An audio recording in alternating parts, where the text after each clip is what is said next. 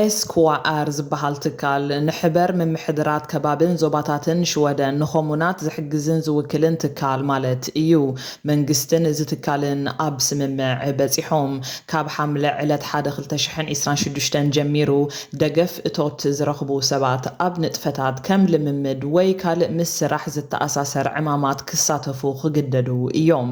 እቶም ሓሳብ ዝበዝሑ ሰባት ናብ ዕዳጋ ስራሕ ክቐርቡን ስራሕ ክረኽቡን ንነብሶም ከመሓድሩ ክኽእሉ ዝብል ሓሳባት እዩ። እተን ኮሙናት ነቲ ንጥፈታት ናይ ምድላው ሓላፍነት ኣለወን። እቶም ንጥፈታት ብሓባር ምስ ናይ ምሉእ ግዜ ስራሕ ዝበሃል 160 ሰዓታት ንወርሒ ዝኸውን ዝሰማምዑ ክኾኑ እዮም። ማሕበር ምምሕዳራት ከባብን ዞባታትን ሽወደን ንኾሙናት ዝሕግዝን ዝውክልን ትካል ምስ ካልኦት ሰብ መዚ ብሓባር ምትሕብባር ብምፍጣርን ፍልጠት ብምክፋልን ደገፍ ብምሃብን ዲጂታላዊ ስርዓት ብምምዕባልን ነተን ኮሙናት ክሕግዘን እዩ።